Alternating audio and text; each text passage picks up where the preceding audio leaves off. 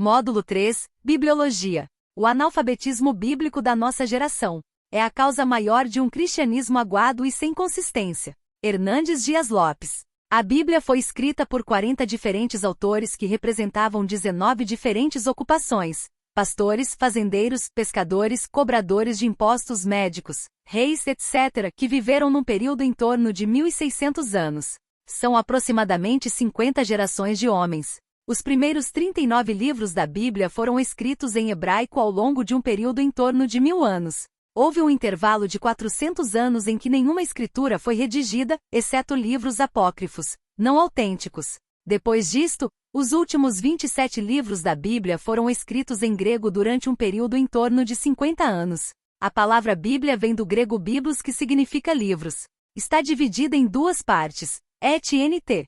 Os nomes Antigo Testamento e Novo Testamento focalizam as duas grandes alianças feitas por Deus com seu povo. A palavra testamento corresponde à palavra hebraica berit, aliança, pacto, contrato. O Antigo Testamento é a revelação de Deus para o povo de Israel, apontando para a vinda do Messias, que haveria de ocorrer na plenitude dos tempos. Ex 19.5, 24.8. Trata-se da nova aliança. O Novo Testamento é a revelação de Deus para o bem de todos os povos.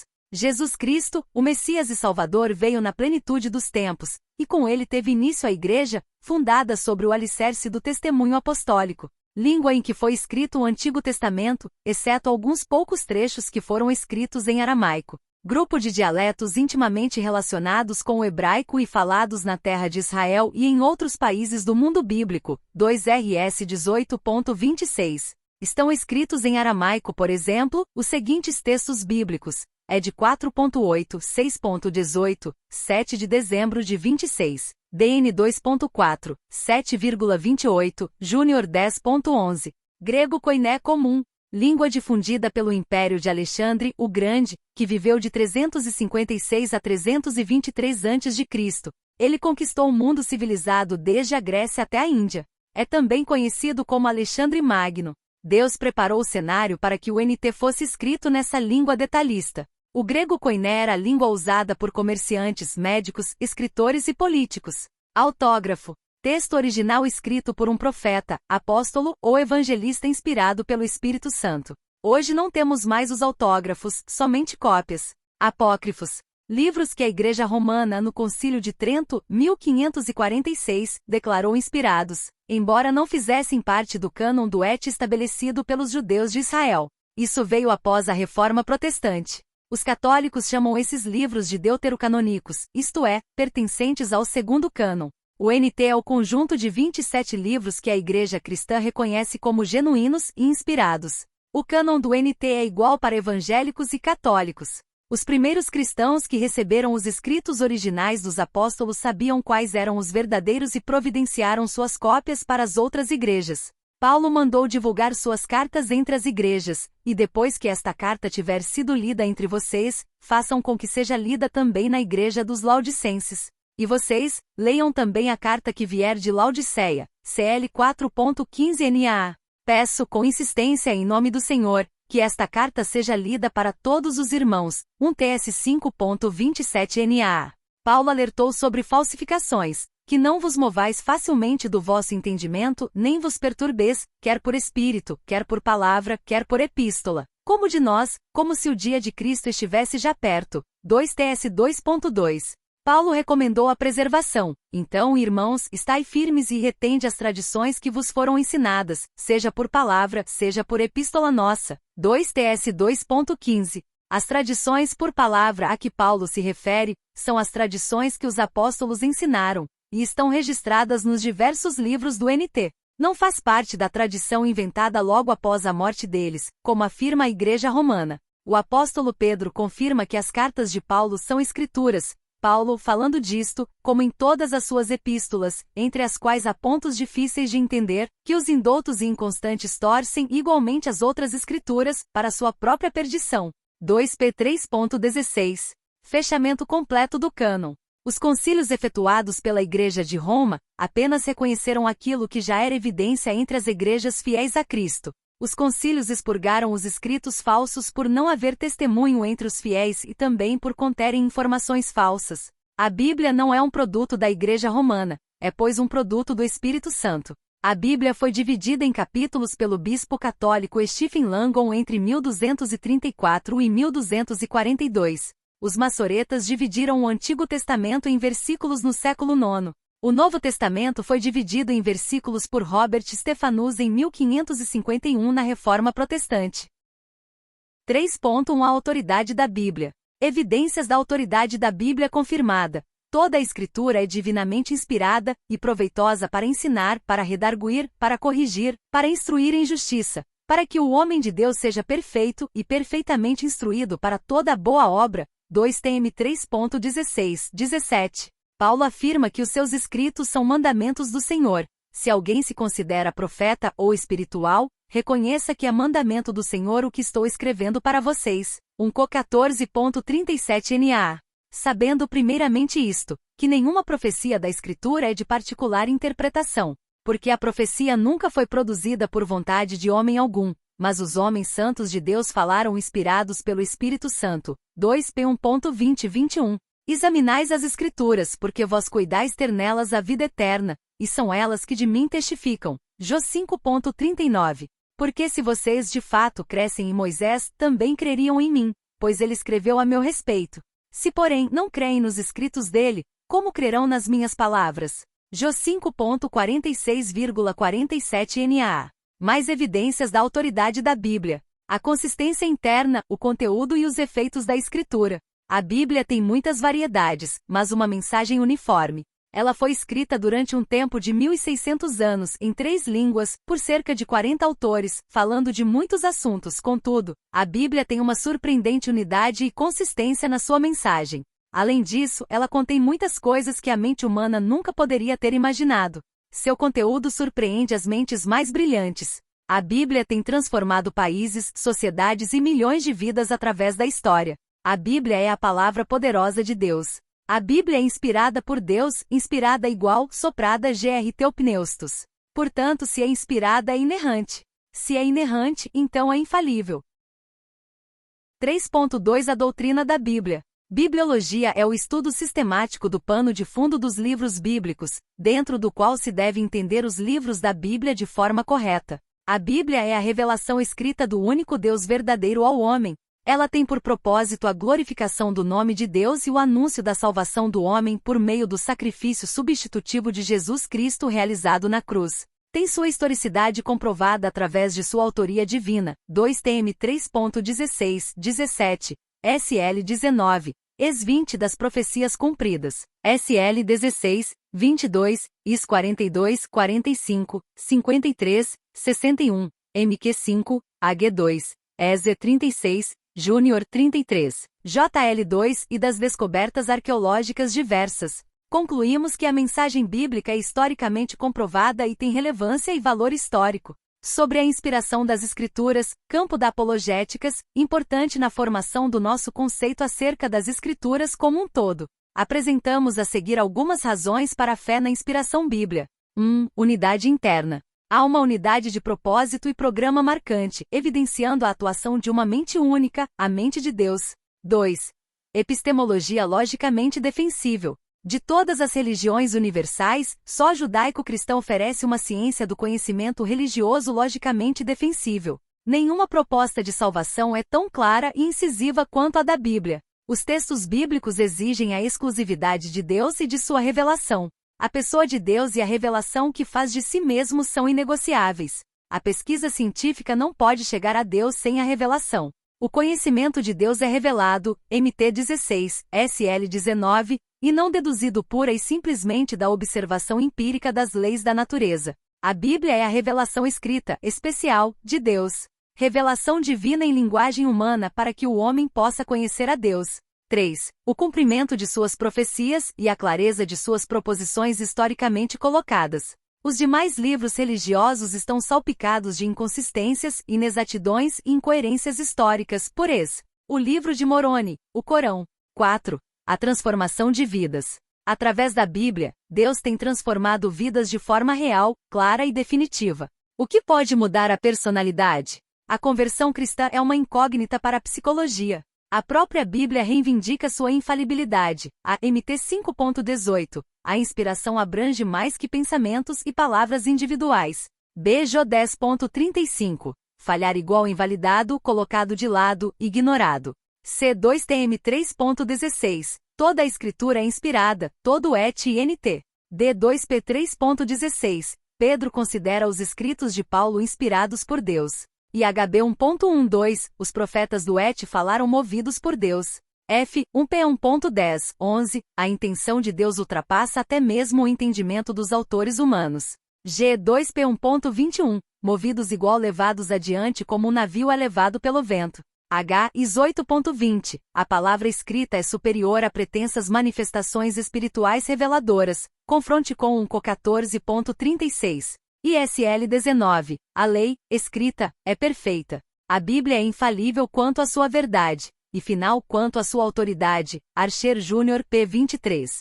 O que isso quer dizer? Que a Bíblia possui exatidão histórica. Adão e Eva, 1Co11.8, 9, 1TM 2.13,14. Jonas e o grande peixe, MT 12.40. Que a teologia e a ética são inseparáveis. RM 5.14, 19 depende da veracidade de Adão. Se há erros históricos, haverá erros doutrinários. 3.3 A inspiração da Bíblia. O termo inspiração é usado para denotar a operação de Deus na formação das escrituras sagradas. A Bíblia expressa o pensamento da origem e qualidades divinas da Bíblia, sendo usado para indicar a influência divina e sobrenatural que capacitou as mentes humanas para receberem a revelação de Deus e escrevê-la fielmente. O que a inspiração não é um ditado mecânico, pois Deus fez mais que ditar, ele trabalhou internamente nos autores que escolheu. Embora a inspiração não obliterar as personalidades dos autores humanos, isso não significa que os mesmos tenham distorcido o conteúdo que receberam. A inspiração não é aplicada à transmissão do texto em suas cópias e traduções, mas somente à escrita dos primeiros originais, autógrafos. Não pode ser equiparada à inspiração de autores literários profanos, nem mesmo ser considerada como uma grande literatura de produção humana. A inspiração não está presa à qualidade do caráter literário comum, mas ao de ser revelação direta e exclusiva de Deus. B. O que é a inspiração? Num sentido amplo, a inspiração inclui o processo total porque alguns homens, movidos pelo Espírito Santo, enunciaram e escreveram palavras emanadas da boca do Senhor, e por isso mesmo, palavras dotadas da autoridade divina. Esse processo contém 3 elementos. 1. Causalidade divina. Deus é a fonte originadora da Bíblia. 2. Mediação profética. Deus usou personalidades humanas para comunicar proposições divinas. A Bíblia é um livro divino humano. 3. Autoridade escrita. A Bíblia é a última palavra em assuntos doutrinários e religiosos. A inspiração é verbal, plena e autoritativa, ou seja, todas as palavras são inspiradas por Deus para cumprir os propósitos de Deus. Confira. 2TM 3.16 que afirma que toda a escritura é útil. Com o advento da neo-ortodoxia, início do século XX, propôs-se que o homem fosse o juiz do que é certo ou errado na Bíblia. Há 2 conceitos básicos. 1. O modernismo. A Bíblia contém a palavra de Deus. Partes da Bíblia é divina e verdadeira, outras são humanas e possuem erros. 2. A neo-ortodoxia. A Bíblia torna-se a palavra de Deus. Na visão de Karabart, a palavra de Deus seria um princípio dinâmico divino que opera somente quando há um encontro vivo ou existencial entre o crente e Deus. A verdade é considerada mais relacional que proporcional. A implicação é declarar que os autores bíblicos, sendo pecadores humanos, trouxeram erro para dentro das Escrituras, o texto bíblico. Para eles não importa os erros de transmissão e escrita, mas somente a mensagem que foi transmitida, o querigma, pregação, mensagem, observação. Esse tipo de interpretação é muito bem elaborada no filme, A Última Tentação de Cristo. Para os neo-ortodoxos, Deus usa o texto mesmo cheio de erros e entra num relacionamento salvador com os homens. Querendo salvaguardar a mensagem das Escrituras dos ataques à sua historicidade, acabaram por negar a revelação proposicional das Escrituras que Deus se revela, por meio de palavras formuladas em sentenças. Segundo eles, a revelação não passa de apenas um encontro direto entre Deus e o homem através de uma crise existencial de veracidade do que está escrito. Não tem importância histórica, apenas religiosa. São lendas piedosas que Deus usa para falar a nós. A grande dificuldade desse ponto de vista é colocar a autoridade das Escrituras num nível de fé que não se pode averiguar objetivamente. A fé aceita ser inconsistente e incoerente, pois a verdadeira base dela fica sendo a subjetividade da experiência pessoal de cada um.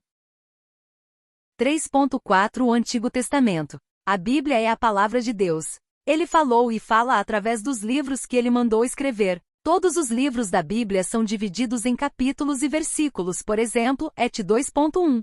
Lê-se, Atos capítulo 2 versículo 1. As Bíblias são divididas em capítulos e versículos. As versões mais modernas contêm também divisão de parágrafos, titulações e notas auxiliares. Seu objetivo é auxiliar na leitura, contudo é bom lembrar que esses auxílios não estão contidos nos textos originais inspirados. Exemplos. A. Versículo mal dividido, F1.4. B. Titulação incorreta, 1 O amor é o dom supremo. Na verdade o amor é fruto do Espírito. C. Parágrafo mal dividido, MT 5.13, 14. Sal e luz são assuntos interligados. Essa divisão pode conduzir a uma interpretação fragmentada do leitor desatento. As divisões da Bíblia são: o Antigo Testamento, Et, escrito antes do nascimento de Jesus, e o Novo Testamento, NT, escrito após a ressurreição e ascensão de Jesus. A palavra testamento significa aliança ou pacto. Não são duas alianças distintas, uma nova e outra velha, mas uma mesma aliança em duas dispensações distintas. O NT está escondido no Et e o Et está revelado plenamente no NT. O Et é sombra ou figura do NT, HB 8.5, CL 2.16, 17. Portanto, a revelação divina nas Escrituras é A histórica, acontece dentro da história humana. B. Progressiva, à medida que acontece a sua compreensão se torna maior. C. Orgânica, é perfeita em todos os seus estágios. D. Adaptável, sua linguagem é compreensível a quem a recebe. A Bíblia possui ao todo 66 livros, protestantes, 39 mais 27, ou 73 livros, católicos, 46 mais 27. Em algumas seitas chamadas de igrejas paracristãs podem chegar a mais ainda, por exemplo, os Mormons, o livro de Moroni. Essas diferenças têm a ver com livros do Et. No NT são todas iguais. O Et possui 5 divisões principais: Lei, Pentateuco, GN, Eis, LV, NM e DT. Históricos, JS, JZ, RT, 1 e 2 SM, 1 e 2 RS, 1 e 2 CR, ED, NEIE. Poéticos, JO, SL, PV, SC e CT. Profetas maiores, IS, Júnior, LM, EZ e DN. Profetas menores, os JL, NOB, JO, MQ na HB, SF, AGZC e mililitro. Existem hoje no mercado várias edições da Bíblia. Não é difícil perceber algumas diferenças nelas. Isso se deve, na maioria dos casos, a questões de estilo e tradução. Nessa aula vamos entender um pouco melhor por que isso acontece. Obviamente a Bíblia não foi escrita originalmente em português, mas ela veio até nós por meio de traduções e revisões dessas traduções. As línguas nas quais a Bíblia foi escrita originalmente são o Antigo Testamento, na sua maioria em hebraico semítica, e pequenas partes em aramaico, partes de Esdras, Neemias e Daniel. O hebraico originalmente era uma língua não vocalizada na escrita. Por isso tornou-se uma língua morta, ou seja, não falada. Somente com o trabalho dos massoretas que focalizaram a língua é que o hebraico voltou a ser falado. 2. O Novo Testamento, escrito em grego, indo-germânico, koiné comum. Esse era o grego falado pela população comum. Na época do NT, o grego exercia a função globalizante que o inglês exerce hoje. Nenhuma tradução pode substituir o original, principalmente no caso da Bíblia, pois cremos na inspiração dos originais bíblicos e não de suas traduções. Os tradutores, embora cristãos fiéis, não são inspirados, mas somente os escritores o foram. Note o que está escrito no prefácio da edição João Ferreira de Almeida, segunda edição. É certo que toda tradução ou revisão da Bíblia Sagrada, ainda que levada a termo por íntegros peritos bíblicos, é sempre trabalho humano e, como tal, sujeito a falhas. Por outro lado, no entanto, suscetível de melhoria. É importante para o cristianismo que suas igrejas mantenham uma ligação viva com as Escrituras através do estudo das línguas originais. Se esse estudo cair em desuso, abrir-se-á a porta para todo tipo de interpretações particulares e heréticas da fé, colocando em risco a comunhão viva que temos com Deus. Jó 7.17, 6. As versões antigas. Antigo Testamento.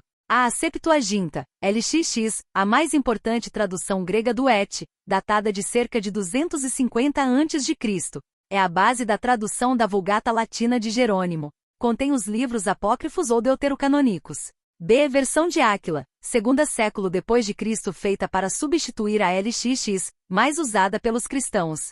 C. Versão de Teodósio, segundo século depois de Cristo, procurou corrigir muitas inexatidões da LXX. D. Versão de Símaco, 200 depois de Cristo. Uma paráfrase, tradução livre muito elegante da LXX. 2. Versões completas, ET e NT. A. Pesita, Peshitta igual simples, segundo século depois de Cristo. É a melhor versão siríaca das Escrituras.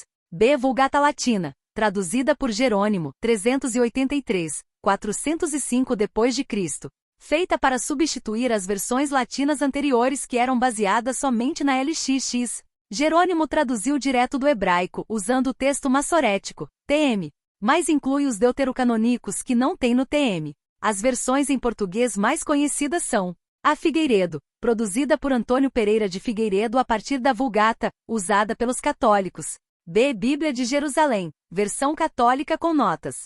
C. Almeida, traduzida por João Ferreira de Almeida, 1748. Atualmente consta de duas edições mais conhecidas, a atualizada, ARA, e a corrigida, ARC, usadas pelos protestantes. D. Nova Versão Internacional, NVI, é traduzida do inglês em comparação com os originais gregos e hebraicos. E Nova Tradução Linguagem de Hoje, NTLH, para facilitar a compreensão da Bíblia pelos novos crentes, usada pelos protestantes. As diferenças nas versões surgem com base nas seguintes razões básicas. 1. Diferenças de significado quanto ao uso dos textos gregos e hebraicos. Nós não temos os originais autógrafos, escritos pelos próprios autores bíblicos, mas apenas cópias. Com o passar dos anos, muitas cópias foram feitas e, como eram feitas à mão, começaram a surgir as variantes, expressões diferentes nos manuscritos. Só do NT, existem mais de 5.000 manuscritos.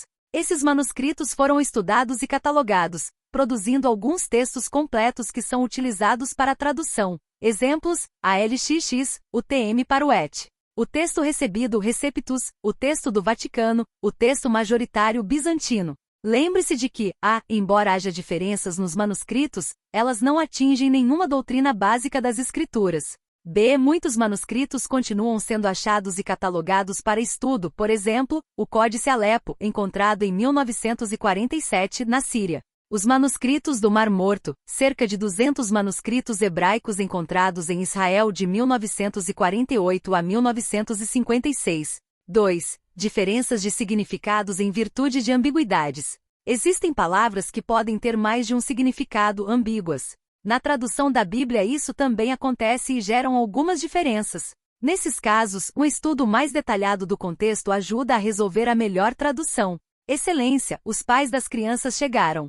País pode ser: A. 2 homens. B. Marido e esposa. C. 2 casais que são pais. 3. Mudanças na forma visando uma boa comunicação. A tradução leva em conta o significado e a forma da linguagem. Às vezes a tradução não fica natural se for feita literalmente. Você não traduz good morning por boa manhã, mas por bom dia. 4. Mudanças na forma quanto ao uso de linguagem figurada. Uma palavra pode ser empregada de forma literal numa frase e de forma figurada em outra. Numa tradução, é possível que o sentido não seja entendido se não for feita mudanças na forma. Excelência, a sede das emoções para nós é o coração, mas para os gregos eram as entranhas, intestinos. FM 7.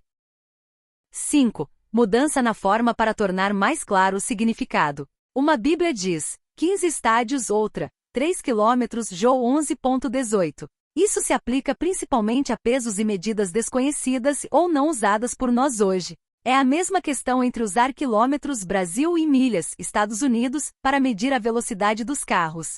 6. Mudança na forma a fim de tornar o texto mais natural em português. Algumas expressões podem não soar muito bem em outra língua, e por isso algumas versões as modificam a fim da tradução ficar mais natural e bonita. Excelência, Cão, filho de Noé, revisado na Ara para Cã. Conclusão, as novas versões são sempre bem-vindas, desde que expressem o sentido original do texto bíblico, numa linguagem acessível, mas fiel ao original. Existem cerca de 5.500 línguas faladas no mundo de hoje.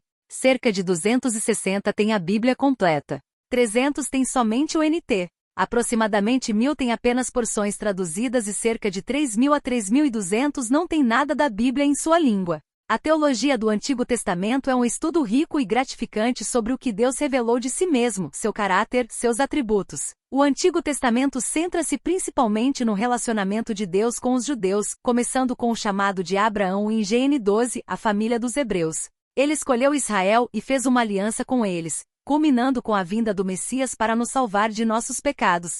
Através do seu relacionamento com os judeus, Deus abençoou o mundo inteiro. Gênesis 12.3. O Antigo Testamento narra a revelação progressiva de Deus de si mesmo, especificamente ao seu povo escolhido, mas também aos gentios, para que possamos aprender quem Ele é e o seu plano no mundo. No próprio coração do Antigo Testamento está entrelaçada a ideia de uma aliança entre Deus e o homem. A primeira foi feita com Adão e outras com Noé, Abraão, a nação de Israel e Davi. A teologia liberal, calcada no racionalismo iluminista, fez do Antigo Testamento um objeto unicamente de pesquisa histórica, dentro do quadro mais amplo do estudo da história das religiões. Ela culminou na rejeição ao menos intencional do Antigo Testamento. É interessante observar que a rejeição do Et como inconciliável com a alma alemã justificou a perseguição e eliminação dos judeus pelo nacional-socialismo. Em contraposição, a questão hebraica, que passou ao primeiro plano após a Segunda Guerra Mundial, impulsionou a redescoberta sempre maior do valor do Et pelos cristãos e o estudo da tipologia bíblica, chave para entendimento da relação entre os dois testamentos. Por outro lado, sem uma correta consideração da relação entre Antigo e Novo Testamento, não é possível impostar adequadamente uma eclesiologia que contemple a relação entre Israel e a Igreja. Só a partir da unidade dos dois testamentos pode-se ver a Igreja como continuação de Israel, o que favorece os vínculos entre cristãos e judeus. E só assim Israel é integrado no único desígnio salvífico de Deus. Em outras palavras, embora a leitura cristã e judaica do Antigo Testamento distingam-se, da parte da fé cristã não se pode aceitar uma posição que signifique a ruptura entre Antigo e Novo Testamento. A relação entre os dois testamentos é um elemento estruturante da Sagrada Escritura e tem consequência seja na interpretação de ambos os testamentos, seja no diálogo judaico-cristão e na eclesiologia. A base para aprendermos esta relação está na tipologia, a qual, corretamente impostada, não anula o Antigo Testamento nem tira dele seu caráter histórico, mas considera-o dentro do arco mais amplo que é o desígnio salvífico de Deus, considerando, assim, sua propensão para o NT e descobrindo o que nele estava oculto. Eliminar o dualismo entre as etapas do plano de Deus e mostra seu valor intrínseco enquanto parte integrante da revelação. Por isso a fé cristã não pode prescindir do Et. Mas ela o acolhe como uma escritura sua, no sentido de que a lê a partir de Jesus Cristo. Nesse sentido, é o Novo Testamento que abre ao Antigo as virtualidades já ali existentes, fazendo com que sejam ultrapassados seus condicionamentos culturais e dando-lhe, portanto, um novo enquadramento e uma nova dimensão. Esta dimensão histórico-salvífica não significa, no entanto, que em todos os textos do Antigo Testamento se devam encontrar referências a Cristo e à nova ordem por ele instaurada. Há textos mais ou menos relacionados a Cristo, pois se trata de um longo caminho de revelação. Por outro lado, a compreensão cristológica não tem sua base nos próprios textos do Antigo Testamento, mas na realidade cristã. Por isso não se trata de que os judeus não compreendem os textos, mas que os cristãos neles descobrem um significado a partir da realidade cristã. Esta releitura do Antigo Testamento, já realizada dentro da própria tradição veterotestamentária e judaica, foi levada adiante com nova perspectiva, pelos autores do Novo Testamento e pelos pais da Igreja, com seus próprios métodos. Também hoje a exegese deve ocupar-se em encontrar métodos sempre mais adequados para pôr em relevo a relação entre Antigo e Novo Testamento. 3.5 O Pentateuco. O Pentateuco diz respeito aos primeiros 5 livros da Bíblia atribuídos a Moisés, GN, ES, LV, NMDT. A palavra significa literalmente livro de 5 volumes. É designado no TM como a Lei, a Torá. O Pentateuco conta a história da criação do mundo e do povo de Israel, bem como a lei de Deus. A teologia do Pentateuco é complexa e rica, e oferece uma visão valiosa da relação entre Deus e o povo de Israel. Alguns dos principais temas teológicos do Pentateuco incluem o monoteísmo. O Pentateuco afirma que há um único Deus que é o Criador do universo e o Senhor de tudo. Este é um conceito revolucionário, que contradiz as crenças politeístas do mundo antigo. B. A criação. O Pentateuco começa com a história da criação do mundo, que é vista como um ato de amor e generosidade de Deus. O mundo é criado para ser um lugar bom, e os humanos são criados à imagem de Deus. C. A queda. O Pentateuco também conta a história da queda do homem, que é a história de como os humanos se rebelaram contra Deus e foram expulsos do jardim do Éden. A queda é um evento trágico, mas também é uma oportunidade para a graça de Deus. D. A redenção. O Pentateuco termina com a promessa de redenção, que é a promessa de que Deus salvará seu povo do pecado e da morte. Essa promessa é cumprida com a vinda de Jesus Cristo, que é o Messias, o Salvador do mundo. O Pentateuco é uma obra teológica fundamental que tem sido influente no pensamento e na cultura judaica e cristã há séculos. É uma fonte de inspiração e esperança para os leitores, pois mostra como Deus é um Deus de amor e graça, que está sempre pronto a perdoar e a restaurar seu povo. No Étio, o Pentateuco é chamado de Lei, JS 8.34, ed 10.3. Livro da Lei, JS 1.8, 2RS 22.8. Livro da Lei de Moisés, JS 8.31, NE 8.1. Livro de Moisés, ed 6.18, 2CR 25.4. Lei do Senhor, ed 7.10, 1CR 16.40. Lei de Deus, NE 10.28,29. Livro da Lei de Deus, JS 24.26, NE 8.18. Livro da Lei do Senhor, 2CR 17.9, 34.14. Livro da Lei do Senhor seu Deus, NE 9.3. Lei de Moisés, servo de Deus, DN 9.11, ml 4.4. No NT o Pentateuco é chamado de Livro da Lei, GL 3.10. Livro de Moisés, MAC 12.26. Lei, MT 12.5, LC 16.16, JO 7.19. Lei de Moisés, LC 2.22, JO 7.23. Lei do Senhor, LC 2.23,24. Embora não possamos afirmar categoricamente que todas estas referências e outras mais sejam explícitas ao Pentateuco, é difícil fazer tal ligação. O termo Pentateuco foi utilizado pela primeira vez por Orígenes em seu comentário de Jó 4.25 do Pentateuco de Moisés, e Tertuliano em sua obra, Ad Versus Marcion 1.10. Há evidência bíblica suficiente para crermos que Moisés foi o autor humano do Pentateuco. Isso não quer dizer que Moisés tenha escrito cada palavra como temos hoje, mas que é seu autor fundamental e real. É possível que Moisés tenha se utilizado de fontes anteriores e que revisões posteriores tenham ocorrido debaixo da inspiração do Espírito Santo, atualizando informações geográficas e históricas para facilitar sua leitura e entendimento. Na Torá, TM Bereshit, no princípio. Na LXX, Gênesis, origem, fonte e geração. Autor e data. Moisés, cerca de 1450 a.C., fornece um breve sumário da história da revelação divina, desde o princípio até que os israelitas foram levados para o Egito e estavam prontos para se tornarem uma nação teocrática. O pecado da queda foi a desobediência motivada por um desejo de tornar-se como Deus. Deus proveu peles de animais para lhes servirem de vestes, o que envolveu o abate de animais em favor do homem pecaminoso.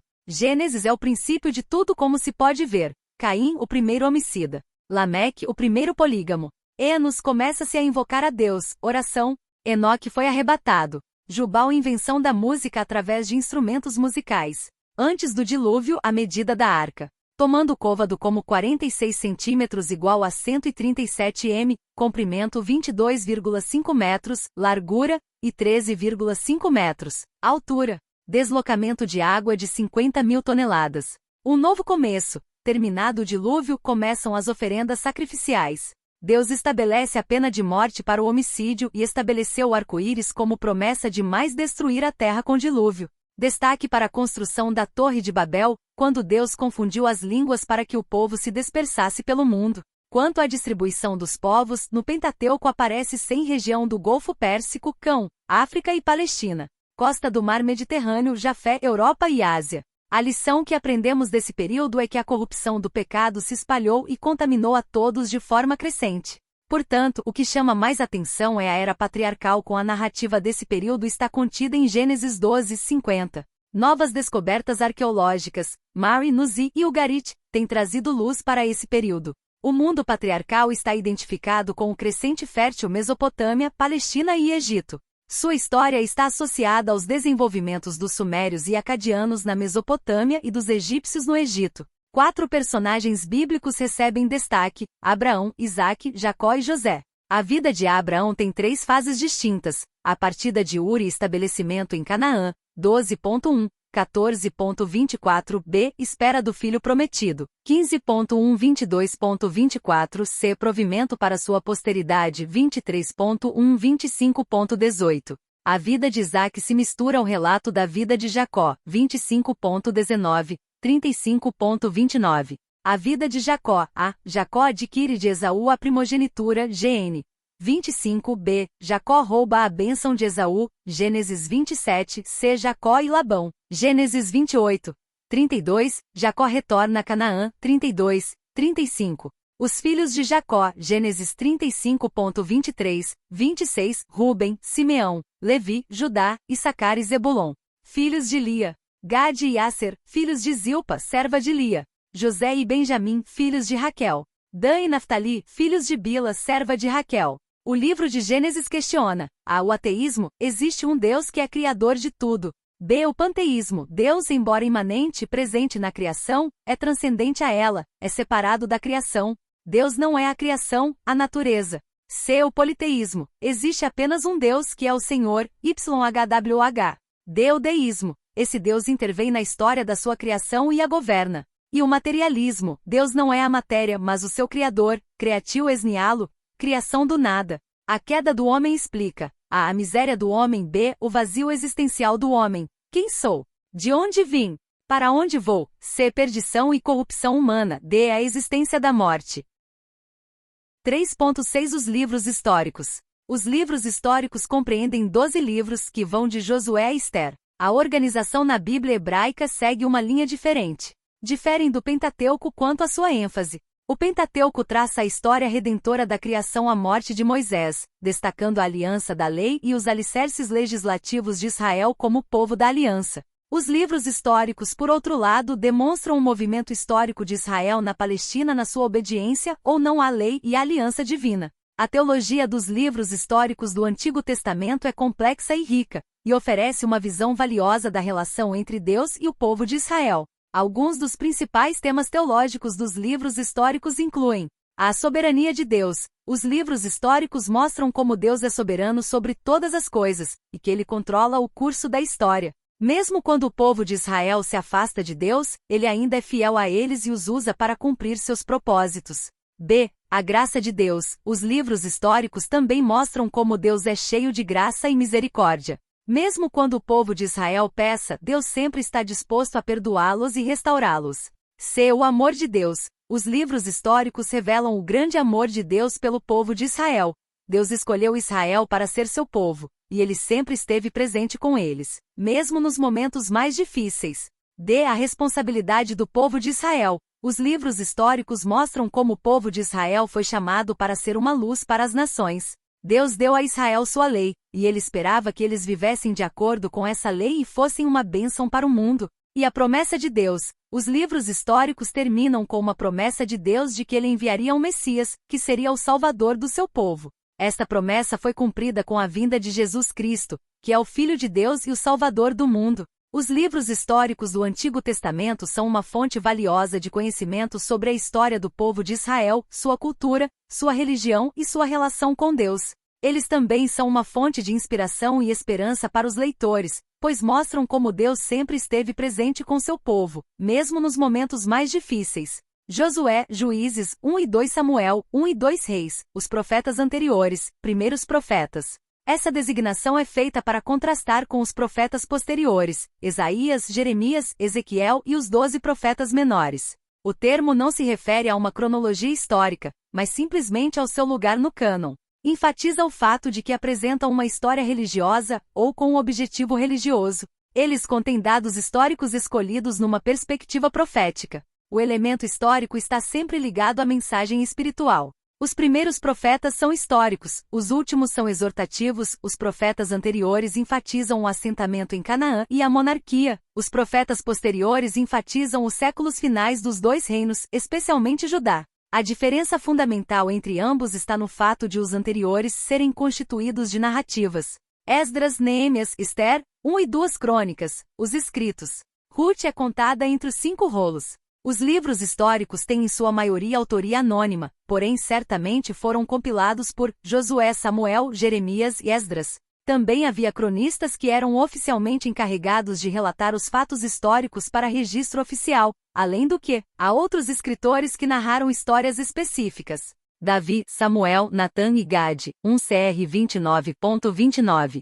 Salomão, Natã, Aías e Ido, 2 Cr 9.29. Roboão, Semaías e Ido, 2 Cr 12.15. Baruque era o escrivão de Jeremias. Outros documentos históricos não inspirados foram utilizados como fonte, JS 10.13 O Livro dos Justos. 2 RS A História dos Reis de Israel e Judá. 1. Divisão histórica do período. E juizado. Da entrada em Canaã ao estabelecimento da monarquia, de 1406 a 1044 AC. Segunda. Monarquia. A. O Reino Unido, Saul, Davi e Salomão, 1044. 931 a.C. B. O Reino Dividido ou Período Profético, 931, 536 a.C. Terceira. Restauração. Do cativeiro babilônico até o silêncio profético, 536, 400 a.C. 2. Divisão literária do período. A. Josué, de 1406 a 1375, ocupação da Terra Prometida. Pouca influência egípcia na Palestina. B. Juízes, de 1375 a 1044, bênçãos pela obediência e castigo pela desobediência conforme a aliança. Chegada dos filisteus à Palestina. C. Ruth, 1330, a linha davídica abrange os gentios por intermédio de Ruth. Período de paz entre Israel e Moabe. Época dos juízes. D. 1 e 2 Samuel, 1100, 970, estabelecimento do reinado. Filisteus, os maiores inimigos de Israel. E 1 e 2 Reis, 970, 586, a história do reino pelo prisma da aliança. Cativeiro sob a Assíria, Israel, e Babilônia, Judá. F. 1 e 2 Crônicas, Adão, 586. A história do reino com ênfase em Judá. O Templo de Salomão. Reinos e impérios vizinhos erguem-se e caem conforme o desígnio de Deus para o reino davídico. G. Esdras, 537, 458, reconstrução do templo e reforma do culto. O novo Império Persa. Retorno dos exilados. H. Neemias 445, 430, reconstrução dos muros de Jerusalém e restabelecimento de um governo limitado. A boa vontade dos governos persas permite uma relativa paz.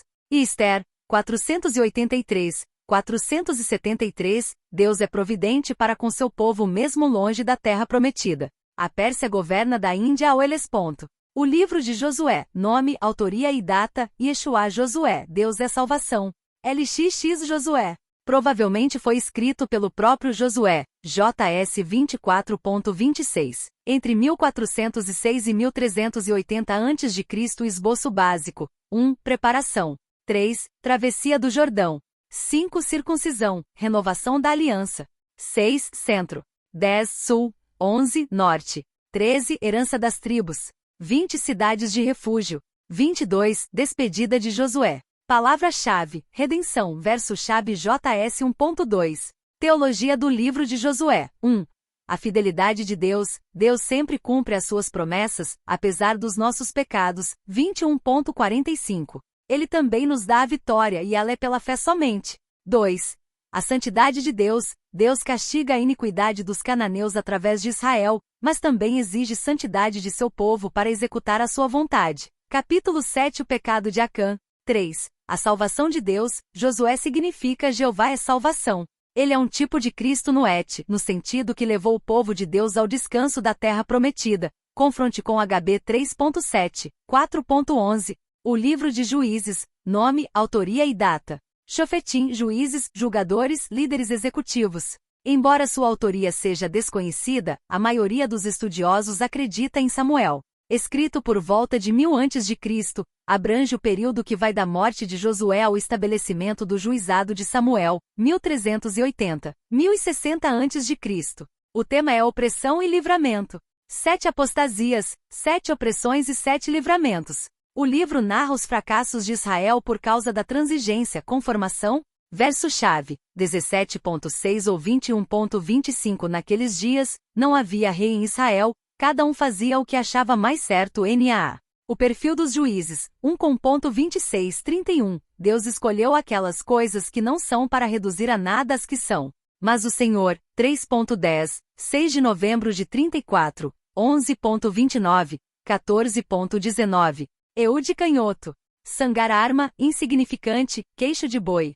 Débora, uma mulher. Gideão, medroso. Gesté, filho de uma prostituta. Jair, polígamo. Sansão, carnal mundano. Quanto à explicação da decadência, eles não expulsaram os inimigos como Deus ordenara, mas se conformaram com o que já tinham conquistado e se acomodaram satisfeitos, perdendo o ânimo para completar a obra. 1.19, 21,27,29, 31,33,34.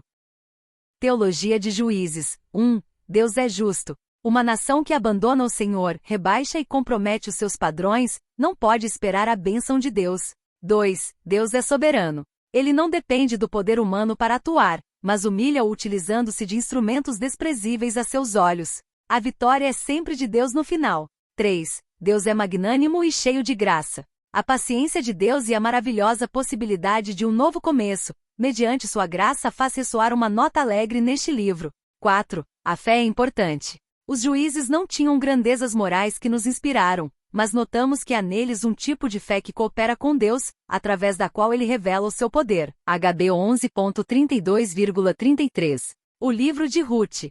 Sua autoria tem sido atribuída a Samuel pelo Talmud. Seu pano de fundo é o período dos juízes. 1.1. Uma vez que Ruth é bisavó de Davi, deve ser datado por volta de 1100 a.C.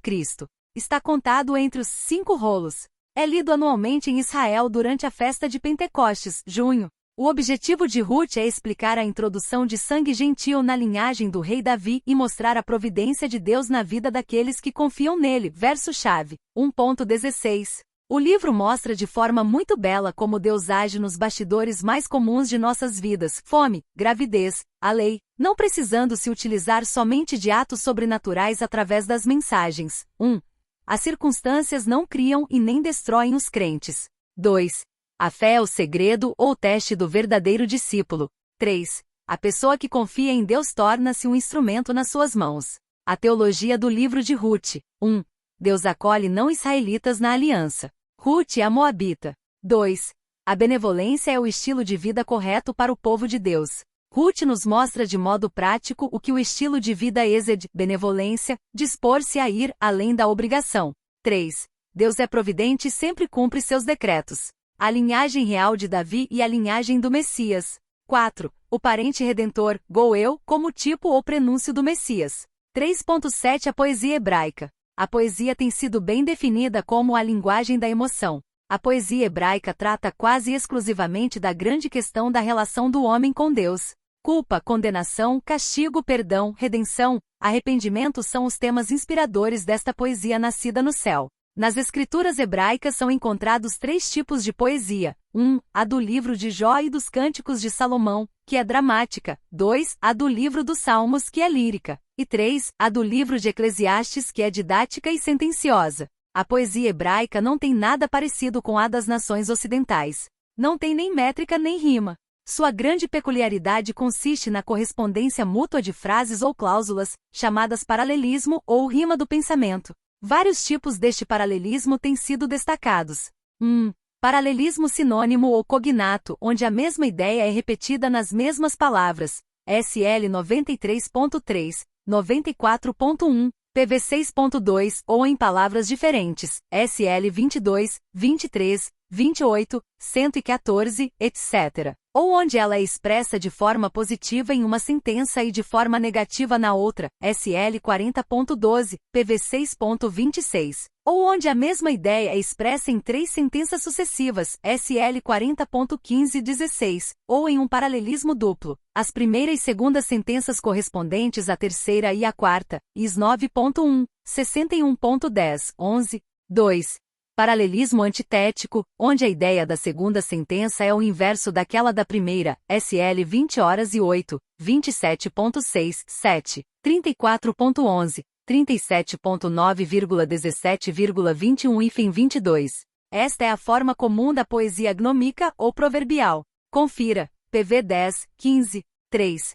Paralelismo sintético ou construtivo ou composto, em que cada sentença contém alguma ideia auxiliar que reforça a ideia principal. SL 19 de julho de 10. 85.12, J 3.3, 9, IS 1.5, 9.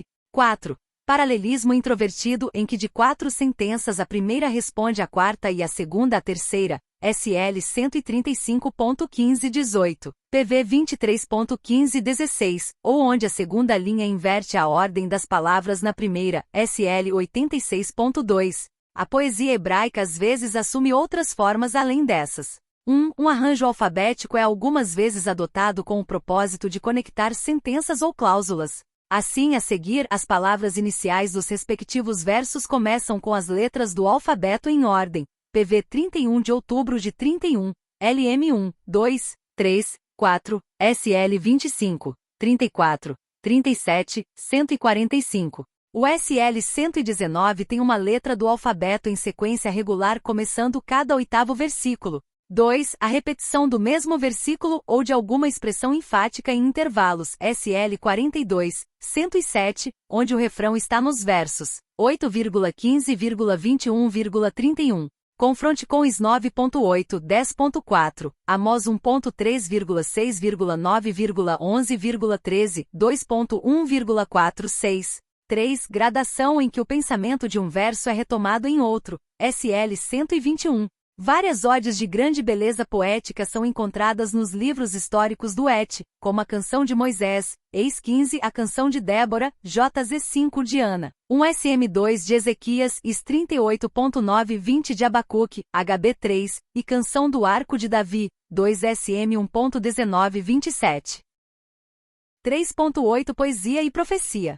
O TM divide os profetas em profetas anteriores, Josué, Juízes, Samuel e Reis, e os profetas posteriores, que são os profetas propriamente ditos, indo do livro de Isaías até Malaquias. Estes, por sua vez, são divididos em profetas maiores, Isaías a Ezequiel, e profetas menores, os 12. Essa subdivisão está baseada unicamente no tamanho dos livros. Nessa aula vamos tratar mais especificamente do movimento profético de Israel, uma vez que é tema de grande importância e debate nos dias atuais. Nossa intenção é refletir sobre sua importância para o Et. A natureza da profecia hebraica. A profecia bíblica se define, num sentido mais amplo, por ser uma revelação oral ou escrita em linguagem humana, dada por meio de um porta-voz humano, transmitindo e esclarecendo a vontade de Deus. A profecia do Et inclui também eventos proféticos, como a travessia do Mar Vermelho, a serpente de bronze, ambos com significado profético para o NT. As ordenanças do tabernáculo e do sacerdócio também estão repletos de significados proféticos por causa das tipificações.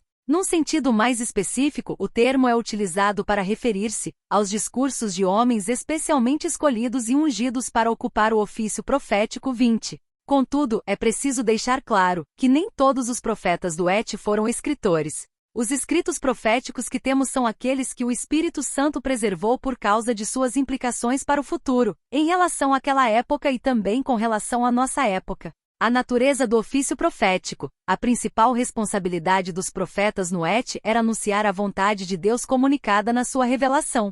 Isso podia conter elementos preditivos, mas não era essa a principal marca distintiva do profeta.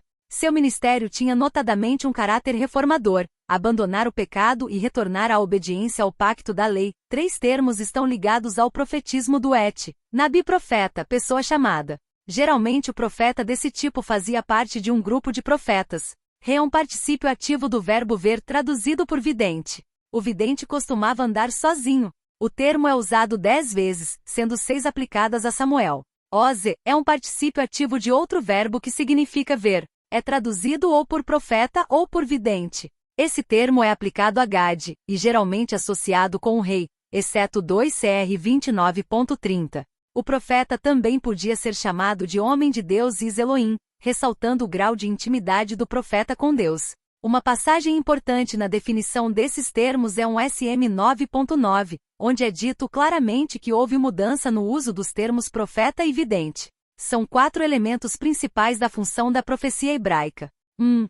encorajar o povo de Deus a confiar exclusivamente na graça de Deus e no seu poder libertador, e não nos seus próprios méritos. 2. Lembrar o seu povo que a segurança e a bem-aventurança dependiam da sua fidelidade à aliança, demonstrada em vida piedosa e consagrada. A conduta segundo a vontade de Deus era o resultado infalível de uma fé salvadora. Deus não aceitaria qualquer substitutivo à obediência à sua palavra. 3. Encorajar Israel quanto às coisas futuras. A desobediência só poderia redundar na ira de Deus, LV 26 e DT 28. 4. Selar a qualidade autorizada da mensagem de Deus, quando a profecia se cumpria de maneira objetivamente averiguável. O que o profeta falasse quanto ao futuro deveria se cumprir do jeito que dissera DT 18. Isso era aplicável tanto às profecias de cumprimento breve quanto às de longo alcance. Alguns fundamentos são importantes. Primeiro, para exercer a devida responsabilidade moral no presente é preciso ser consciente do futuro. A predição não implicava apenas em saber sobre o futuro, mas saber por causa do plano que Deus está executando e do qual a nação fazia parte. A visão de bênçãos ou maldições futuras apelava para que no presente se andasse na luz. Segundo, os profetas falavam em nome de Deus e não de si mesmos. Terceiro, a predição está ligada à essência do ministério profético, DT 18.9. Israel foi advertido não somente sobre as abominações dos cananeus, mas também sobre as suas adivinhações. Assim sendo, o profeta que falasse em nome do Senhor deveria ser julgado através da exatidão de suas predições, DT 18.22. Os profetas falsos e os verdadeiros. Vemos no ET vários confrontos de profetas de Deus com falsos profetas, Micaías e Zedequias, 1 RS 22, Jeremias e Ananias, Júnior 28. O homem de Deus e o profeta velho em 1 RS 13, Elias e os profetas de Baal, 1 RS 18. Uma pergunta surge: como podemos discernir o falso profeta do verdadeiro profeta? Os textos bíblicos que tratam do assunto são DT 13, 18 de setembro de 18, Júnior 23 e EZ 12.21, 14.11. Para Moisés, não era somente o cumprimento objetivo da profecia que caracteriza o verdadeiro profeta, mas qual a sua postura frente à lei. Poderia acontecer de uma profecia falsa se cumprir, e então o falso profeta conclamar o povo a se afastar de Deus e adorar falsos deuses, pregando rebeldia contra o Senhor. DT 13.2. Outro critério demonstrado no DT 13 de maio de 10 é que o falso profeta não reconhece a autoridade de Moisés e as doutrinas do Êxodo. Para Jeremias Júnior 23, o falso profeta é um homem de vida imoral V10, 14, que não coloca qualquer barreira à imoralidade dos outros, pois sua regra é a conformidade V17, enquanto que o profeta verdadeiro conclamava o povo à santidade denunciando o pecado V22. O grande problema era a pregação mascarada da paz, profetizar o que o povo queria ouvir. Os profetas de Deus sempre proclamaram a paz, mas aquela que era encontrada dentro do relacionamento correto com Deus por meio da obediência à lei, aliança, ponto. A paz só pode sobreviver quando a santidade é satisfeita no tocante ao pecado. Para Jeremias, os falsos profetas tinham um testemunho emprestado, uma autoridade fingida e de um ministério autodeclarado, V30 e FEM 32. Ezequiel concorda com Jeremias substancialmente, acrescentando que ao crer em mentiras o povo ficava desprotegido em tempos de tribulação, 13.47. Uma vez que a falsa profecia procura ser isenta de conteúdo moral, se torna insultuosa para os justos e encorajadora para os ímpios. A mensagem profética pode ser classificada em 3 grupos principais. A. Profecias a respeito do destino interno de Israel. Declaram que o juízo divino contra o pecado, falta de fé e iniquidade e a promessa de restauração após o exílio. B. Profecias messiânicas. Proclamam a vinda do Redentor. C. Profecias escatológicas. Referem-se aos últimos dias quando o reino de Deus será estabelecido na terra. 3.9 Os profetas menores. Os profetas eram porta-vozes de Deus ao seu povo, para fazê-lo cumprir a aliança, relembrando o povo do seu compromisso diante de Deus. Ressaltaram as bênçãos decorrentes da obediência e os castigos da desobediência como selo da soberania divina. Invariavelmente sua mensagem era marcada por a confrontação do pecado, b. chamada ao arrependimento, c. convite para se voltar para Deus. Atestam que uma fé salvadora incluía uma vida santificada. Como vimos antes, a mensagem profética não visava apresentar uma mensagem voltada somente para a revelação do futuro, embora isso acontecia. Antes almejam um retorno da nação à obediência à lei de Deus, a fim de viver em comunhão com Ele. Na boca dos profetas, Deus falou na história e acerca da história, por isso, o conhecimento das condições socioeconômicas, políticas e religiosas da época dos profetas é indispensável à compreensão da mensagem profética. Os profetas queriam falar em prol de Deus aos seus contemporâneos. Veja o quadro dos profetas menores. E Oséias, o Senhor salva, 725, Israel, o Senhor te ama, 6.7. Segunda. Joel, o Senhor é Deus, 722, Judá, o dia do Senhor vem, 2.1. Terceira, Amós carregador, 722, Israel, prepara-te, ó Israel, 4.12. Quarta, Obadias, servo do Senhor, 722. Judá, Edom, 1.21. V. Jonas, pombo, 722, Israel, Nínive, 4.11. Sexta, Miqueias, quem é como o Senhor? 722, Judá. Quem é como o Senhor? 7.17. Sétima, Naum Consolação, 586, Judá, Nínive, 1.15. Oitava, Abacuque, Abraço Ardente, 586, Judá, o justo viverá pela fé, 2.4. Nona, Sofonias, o Senhor escondeu, 586, Judá, está perto o dia do Senhor, 1.7. Xageu festivo, 538, Judá, a glória do Senhor, 2.9. Zacarias, o Senhor se lembrou, 538, Judá, não por força, 4.6. 12. Malaquias, mensagem do Senhor, 538, Judá, o anjo da aliança, 3.1. 3.10 O Novo Testamento. O Novo Testamento é a segunda parte da Bíblia e é considerado um dos textos religiosos mais importantes do mundo ocidental. Composto por 27 livros, o Novo Testamento narra a vida, os ensinamentos, a morte e a ressurreição de Jesus Cristo, bem como o desenvolvimento inicial da Igreja.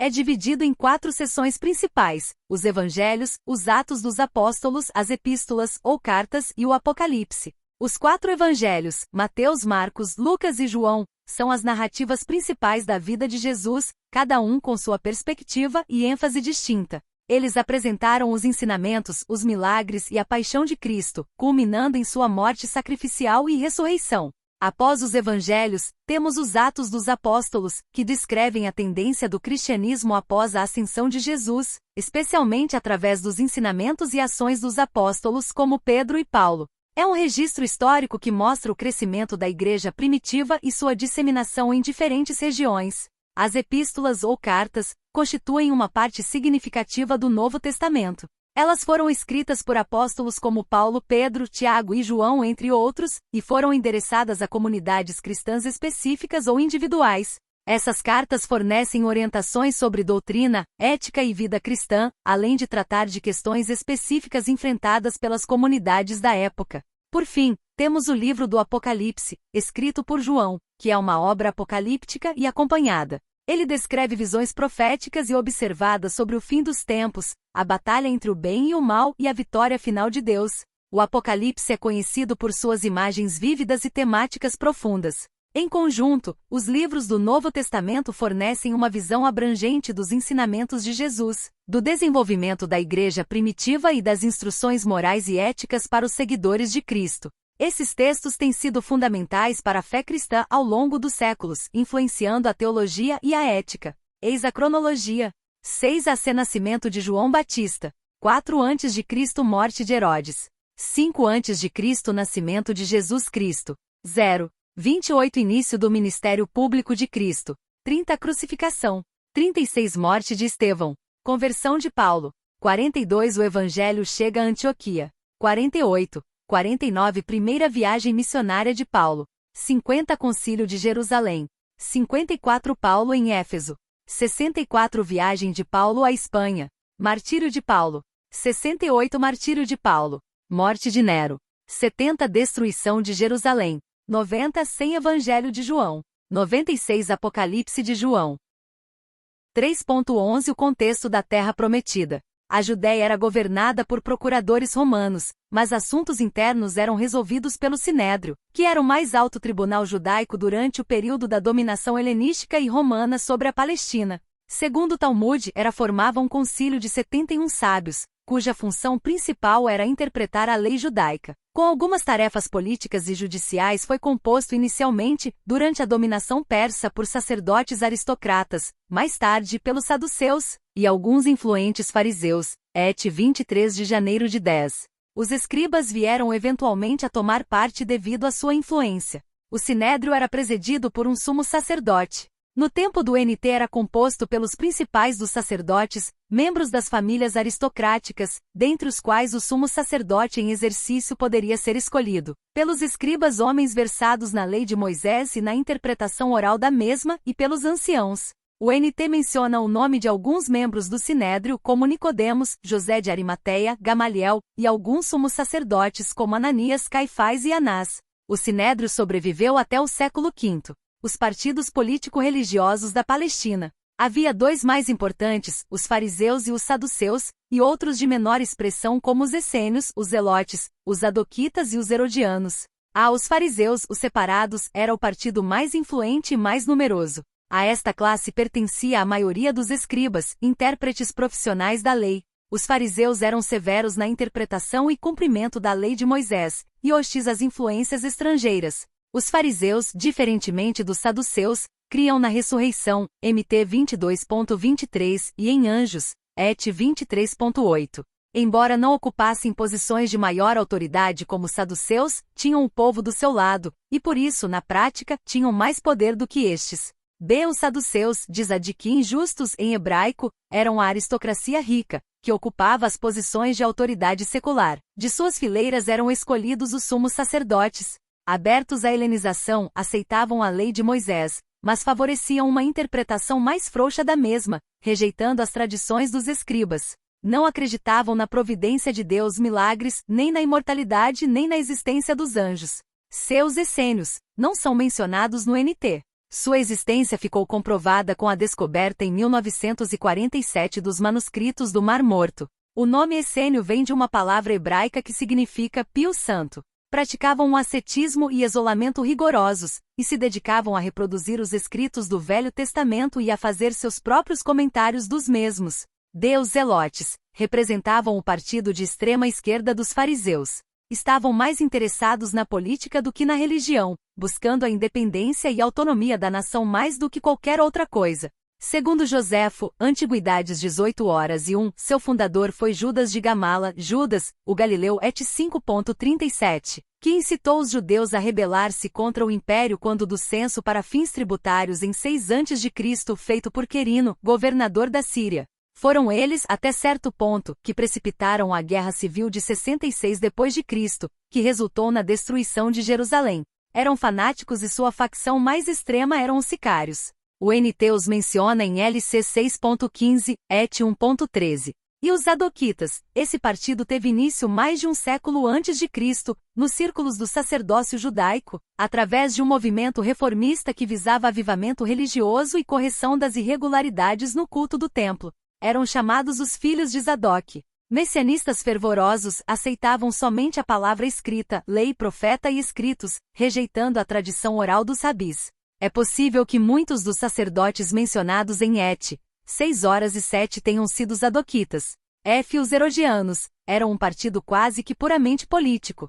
Uniram-se aos fariseus em oposição a Cristo, MT 22.15-16, Mac 3.6, 12.13. A diáspora confronte com Et 2 de maio de 13, 13.13, 15, 42, 45, 48, 52, 18.1, 4, 28.16, 22, TG 1.1, 1P1.1. No século I, os judeus eram numerosos na Síria, especialmente na capital, Antioquia, e no Egito, Alexandria, e até em Roma. Falavam geralmente a língua grega e tinham cultura grega, diferindo assim dos judeus da Palestina. A LXX foi uma grande contribuição do judaísmo da diáspora, não só para o próprio judaísmo como também para o cristianismo, pois tornou-se a Bíblia Et dos cristãos de língua grega, inclusive da maioria dos autores do NT. A vida religiosa dos judeus da dispersão concentrava-se nas sinagogas, lugar de culto e instrução religiosa. A língua da sinagoga era o grego, e mesmo as escrituras eram lidas na LXX. O procedimento era o mesmo das sinagogas da Palestina, com orações, leitura das Escrituras, um texto da lei, outro dos profetas, uma explicação e a bênção final. Havia liberdade para com visitantes que quisessem e tivessem preparo, não necessariamente técnico, para falar. Paulo usou muitas destas oportunidades. Não só judeus frequentavam as sinagogas, mas também prosélitos e devotos. Gentios também eram admitidos. Dentre estes havia duas classes. Há prosélitos, os que tinham se tornado judeus religiosamente por aderir totalmente à religião judaica, et 2.10, 6.5, 13.43. B. Devotos, os simpatizantes interessados na religião judaica e que tinham aceito alguns de seus ensinos, et 17.4, 17. Também chamados de tementes a Deus, como Cornélio, et. 10.2. 3.12 Os Evangelhos e Atos. Os Evangelhos e Atos são os primeiros 4 livros do Novo Testamento da Bíblia. Eles contam a história de Jesus Cristo, sua vida, morte e ressurreição, bem como o início da Igreja cristã. Os Evangelhos são escritos de 4 perspectivas diferentes: Mateus, Marcos, Lucas e João. Cada evangelho enfatiza diferentes aspectos da vida de Jesus e oferece uma visão única de sua missão. Atos é o livro que conta a história da Igreja cristã após a ressurreição de Jesus. Ele descreve a ascensão de Jesus aos céus, a descida do Espírito Santo sobre os discípulos e o início da pregação do Evangelho aos gentios. A teologia dos Evangelhos e Atos é centrada em Jesus Cristo. Os Evangelhos afirmam que Jesus é o Messias, o Filho de Deus, que veio à Terra para salvar a humanidade de seus pecados.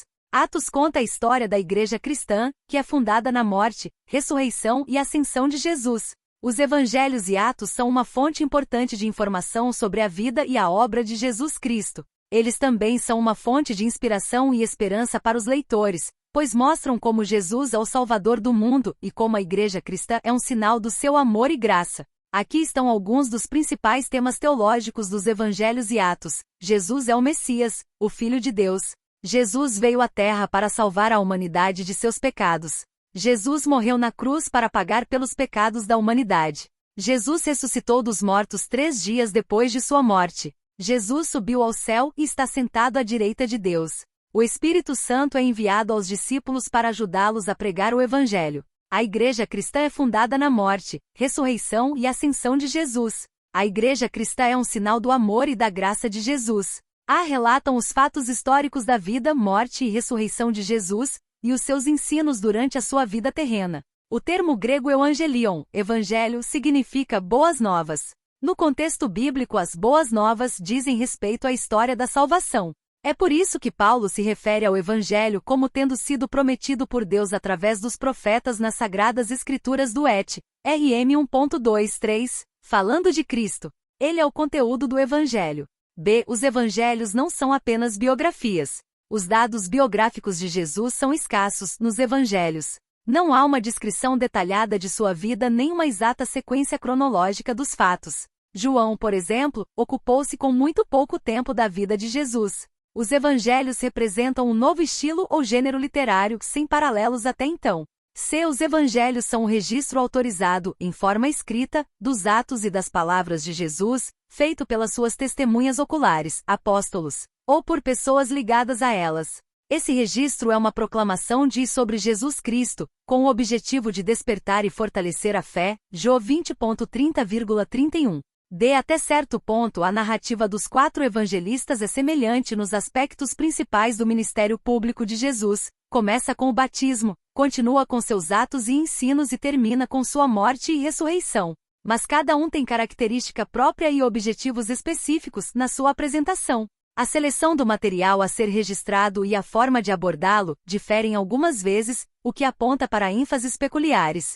Os 3 primeiros, Mateus, Marcos e Lucas, são mais semelhantes entre si, razão porque são chamados de sinóticos, do grego sinopticos, que se vê em conjunto ou que têm a mesma visão. O 4º evangelho, João, tem peculiaridades próprias. Segue uma orientação diferente. Os 3 evangelhos sinópticos, Mateus, Marcos e Lucas, têm muitas semelhanças, mas também algumas particularidades distintas. Aqui estão algumas delas. Mateus. Este evangelho é considerado o mais judaico dos 3, pois foi escrito para uma audiência judaica. É o mais longo dos 3 e contém muitas referências ao Antigo Testamento. Mateus também inclui uma genealogia de Jesus, o Sermão da Montanha e o relato da morte de Judas. Marcos. Este evangelho é considerado o mais curto e conciso dos três. É também o mais dinâmico, descrevendo Jesus como um homem de ação. Marcos enfatiza a natureza divina de Jesus, e seu evangelho contém muitos milagres e exorcismos. Lucas. Este evangelho é o mais completo em termos de história e geografia. Lucas era um médico e se concentrou nas curas e milagres de Jesus. Ele também enfatiza a compaixão de Jesus para com os marginalizados e excluídos da sociedade. Lucas inclui muitas parábolas, como a do filho pródigo e do bom samaritano. Essas são apenas algumas das particularidades de cada evangelho sinóptico. Cada um tem sua própria perspectiva e ênfase, mas todos juntos apresentam uma imagem completa de Jesus e sua mensagem. O Evangelho de João tem algumas particularidades distintas dos outros evangelhos, conhecidos como sinóticos, Mateus, Marcos e Lucas. Algumas dessas particularidades incluem a ênfase na especificação de Jesus, enquanto os sinóticos apresentam Jesus principalmente como mestre, pregador e curandeiro. O Evangelho de João enfatiza a especificação de Jesus. Ele começa com a afirmação de que no princípio era o Verbo, e o Verbo estava com Deus, e o Verbo era Deus, João 1, e continua a apresentar Jesus como aquele que veio do céu e que é igual a Deus em natureza. B. Alegorias e simbolismos. O Evangelho de João contém muitas alegorias e simbolismos que não são encontrados em outros evangelhos. Por exemplo, Jesus. Peculiaridades dos sinóticos em comparação a João. Os sinóticos narram o ministério de Jesus seguindo uma sequência geográfica comum. Depois do batismo vem o ministério na Galileia, depois a retirada para o norte, tendo como ponto de transição a confissão de Pedro, depois o ministério na Judéia e Pérea a caminho de Jerusalém e o ministério final em Jerusalém, que resultou na sua morte e ressurreição. João se concentra no ministério de Jesus em Jerusalém, durante as visitas periódicas que fez à cidade para as festas, juntamente com seus discípulos. As demais narrativas estão relacionadas com as viagens, peregrinações, da Galileia para Jerusalém. É através do relato de João que se consegue calcular o tempo do ministério público de Jesus, cerca de 3 anos, pois participou de 3 Páscoa. Os seguintes textos mostram as viagens de Jerusalém entre a Galileia e a Judéia. Jerusalém, Jô 2.1,13,23, 3.22,26, 4.3. 4, 43,46, 5.1 Páscoa, 6.1, 4, 7.1,10, 10.40, 11.7,54, 12.1,12, 13.1, 18.28. 2. No arranjo do material, a estrutura mostra que os sinóticos organizaram o seu material seguindo um critério geográfico. João organizou seu material seguindo um critério biográfico e mais cronológico. Sua narrativa se desenvolve numa sequência provavelmente cronológica dos fatos. 3. Na escolha do material, os sinóticos narram muitos dos mesmos acontecimentos com muitos milagres, exorcismos e parábolas. João narra apenas 7 milagres de Jesus, além do da sua ressurreição, cada um ensinando uma lição específica, e não contém parábolas nem expulsão de demônios. Dos milagres, só 2 são narrados por outros evangelistas, a multiplicação dos pães e dos peixes e o andar por cima das águas. Como vimos acima, quase todo o seu material não se encontra nos demais evangelistas. 4. Na identificação dos adversários de Jesus. Nos sinóticos, os adversários de Jesus são geralmente identificados, ora os fariseus e escribas, ora os saduceus e sacerdotes, e às vezes ambos conjuntamente. Alguns exemplos em Mateus. Os outros sinóticos seguem o mesmo padrão, a escribas e fariseus. MT 5.2012.38, 15.1, 23.2,13,14,15,23,25,27,29. B. Só fariseus. MT 9.11,14,34, 12.2,14,24, 15.12, 19.3, 22.15,41. C. Fariseus e saduceus. MT 3.7, 16.1,6,11,12, 22.34. D. Fariseus e sacerdotes. MT 21.45, 27.62. E só saduceus. MT 22.23. Para João, os adversários de Jesus são os judeus, sem que sua categoria seja especificada. 2.18,20. 5.10,15,16,18, 6.41,52, 7.1,13,15,35, 8.22,31,48,52,57, 9.18,22, 10.19, 24,31,33, 11.8, 19, 31,33,36,46,54, 12.9,11, 13.33, 18.12,14,31,36,38, 19.7, 12,20,38, 20.19. 5. Na forma ou extensão das narrativas e discursos, os sinóticos apresentam um número maior de narrativas, tanto de fatos como de ensinos, mas geralmente de caráter breve, que frequentemente culminam com uma declaração marcante de Jesus. Incluem mais ação e menos reflexão. João apresenta um número bem menor de narrativas, faltam-lhe, dentre outras, as do nascimento de Jesus, sua genealogia, apresentação no templo, batismo, tentação, transfiguração e ascensão, mas suas sessões são geralmente longas, como o diálogo com a mulher samaritana, capítulo 4, a cura do cego de nascença, capítulo 9, e a ressurreição de Lázaro, capítulo 11, e às vezes acompanhadas de reflexões e conclusões teológicas. Comparecem-se as narrativas, ou discursos, de Lucas 15.1, 7 com João 10, sobre a ovelha perdida e o bom pastor. O livro de Atos dos Apóstolos provê um relato da extensão do cristianismo de Jerusalém ao mundo gentílico, chegando até Roma, seguindo o programa de Et 1.8. Provê um esboço da história apostólica, único do gênero. Provê o pano de fundo para as cartas de Paulo. Em Atos dos Apóstolos, o Evangelho é anunciado. Caps 1:7 em Jerusalém. Caps 8:12 na Judéia e em Samaria. Caps 13:28 ao mundo inteiro. O livro de Atos dos Apóstolos, escrito pelo evangelista Lucas, registra os eventos do início da igreja cristã, desde a ascensão de Jesus até a prisão do apóstolo Paulo em Roma. A teologia de Atos destaca vários temas, incluindo a obra contínua do Espírito Santo. O Espírito Santo é retratado como o poder divino que capacita os crentes a testemunhar de Cristo em todo lugar e a extensão do Evangelho a todas as nações. Ele é responsável pela fundação da igreja e pela expansão do Evangelho. A continuidade entre o ministério de Jesus e a missão da igreja. Atos apresenta Jesus como o cumprimento das profecias do Antigo Testamento e a fonte da autoridade para a missão da igreja. A igreja é vista como a continuação da obra de Jesus na terra. A conversão e o discipulado. Atos mostra a conversão como um processo em que as pessoas respondem à mensagem do Evangelho e se comprometem com Jesus Cristo. O livro também destaca a importância do discipulado e da formação de líderes para a igreja.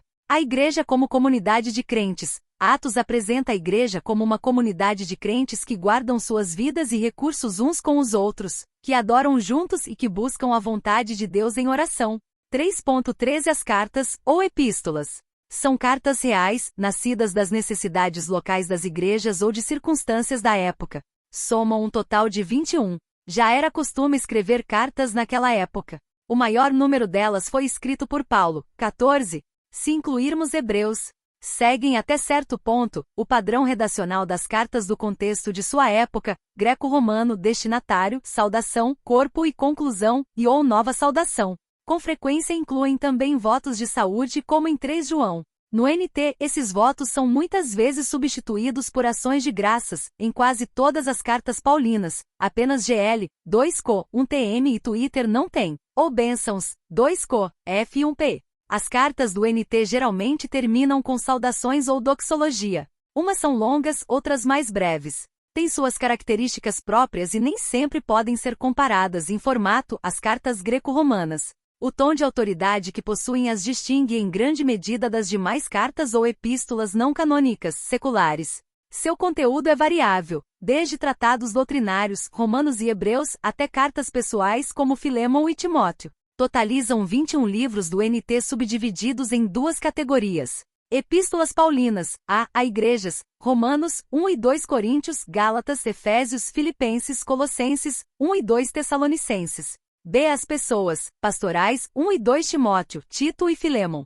As epístolas de Paulo também podem ser subdivididas em 4 grupos que são antijudaicas, escritas em função de suas controvérsias com os judeus e o Evangelho, 1 e 2 Coríntios, Gálatas e Romanos.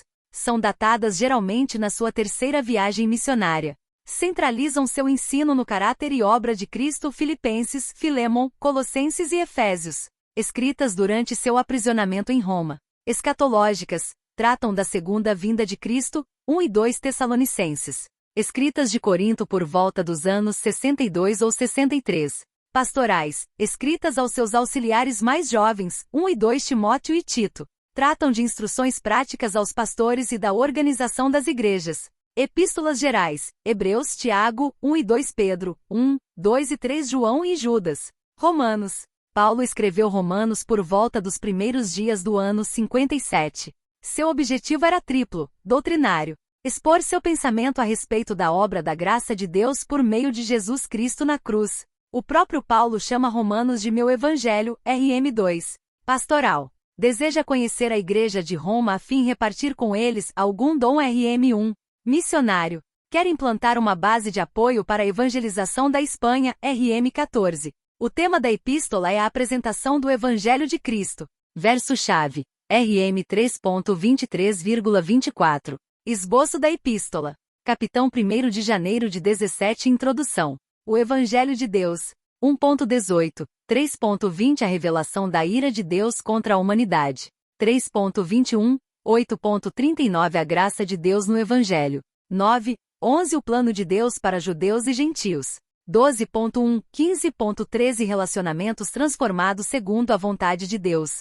15.14. 16.27 A providência de Deus no ministério. Conclusão. Tiago. É muito provável que o autor dessa epístola seja Tiago, o irmão do Senhor, MT 13.55, ET 12.17, GL 1.19, 2 de setembro de 12. Segundo Joséfo, historiador judeu, ele foi apedrejado por volta de 62, acusado de se afastar da lei judaica. A carta foi escrita aos judeus cristãos da dispersão, 1.1 2.1, com o objetivo de trazer consolo e fortalecimento em tempos de provação, 1.2, 2.6, 7, 5.16, bem como corrigir erros na pessoal dos crentes e da igreja, 1.19 21, 2.14 26, 4.1 5.11.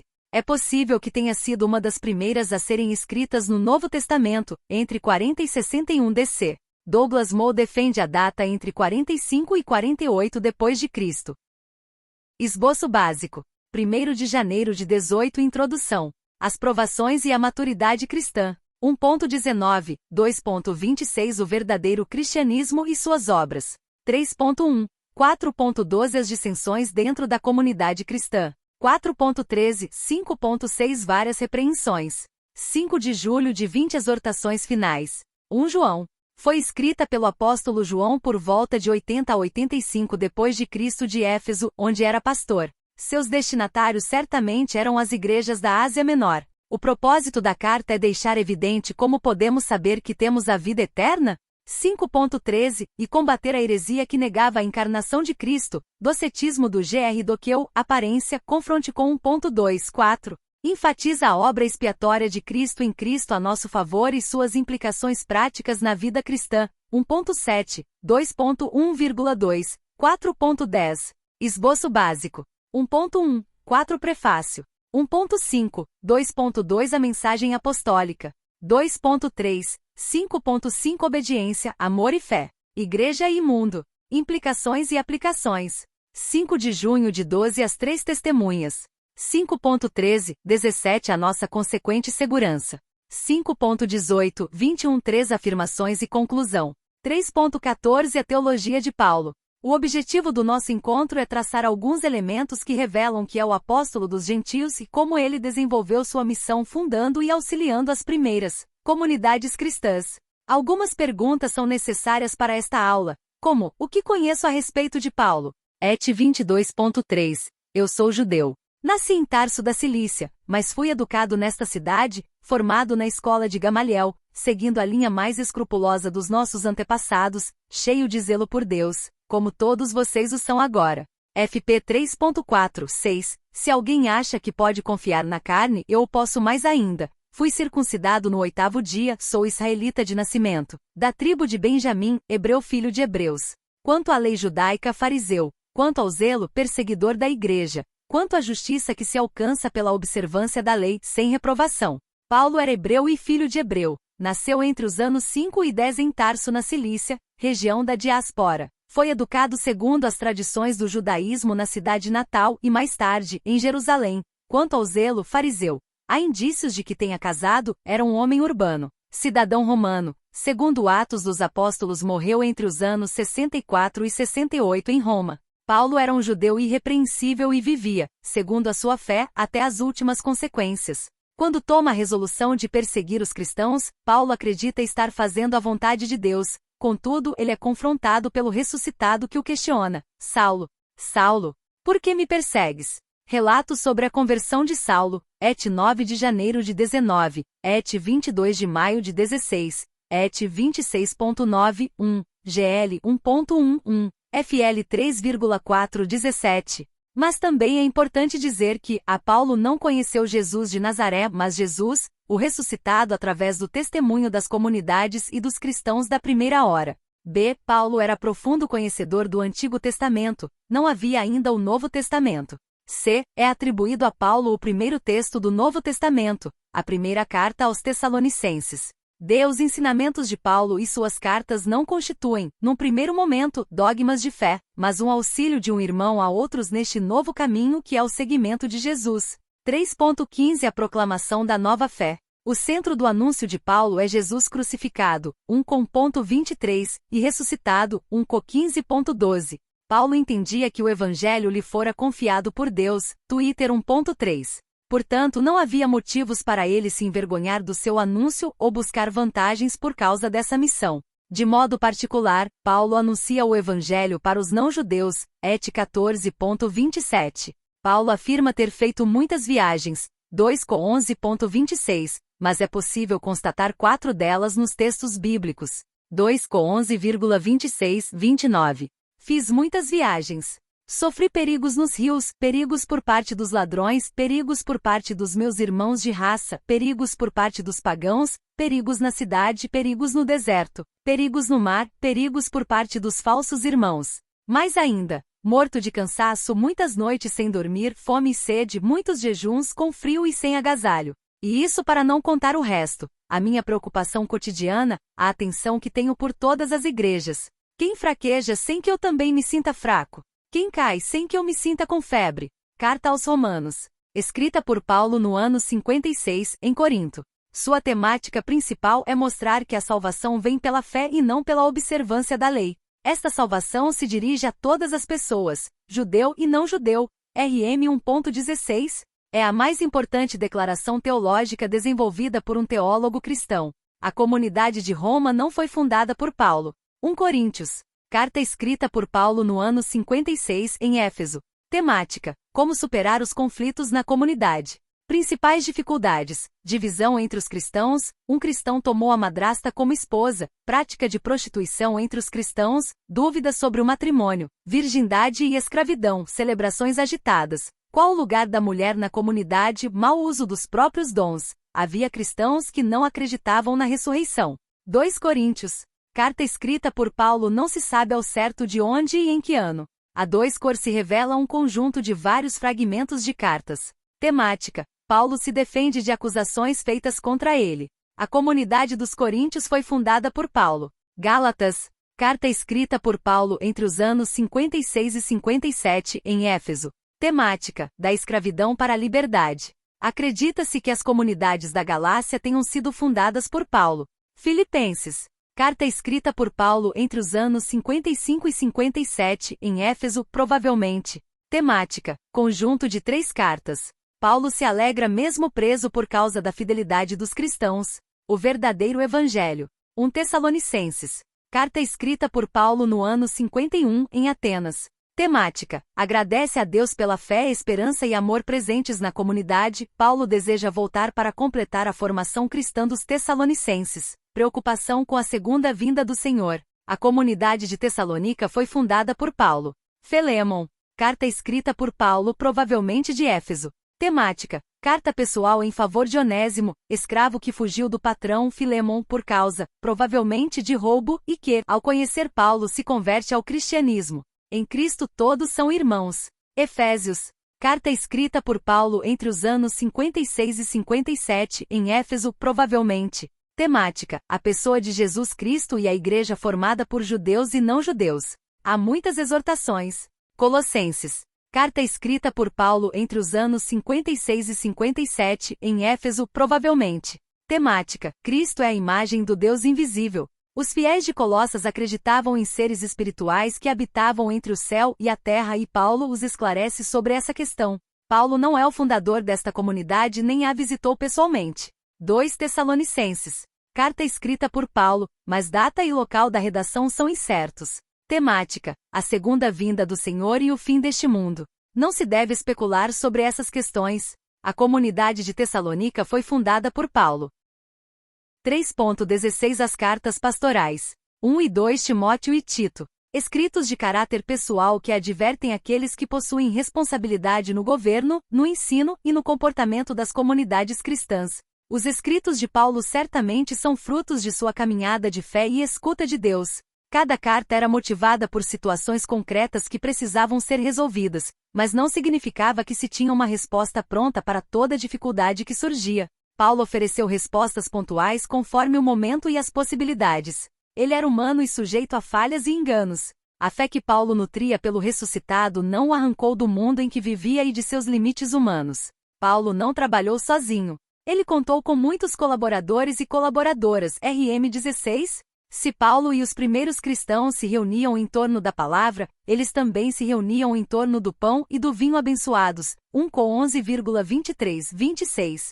3.17 O Apocalipse de João. João escreveu por volta do ano 95 d.C., cerca de 40 anos após Paulo ter ministrado na escola de Tirano em Éfeso. Pastorear uma igreja de 40 anos de tradição, por onde já passaram muitos pastores, é um grande desafio. Nesse tempo há coisas que ficam e coisas que se perdem da igreja original.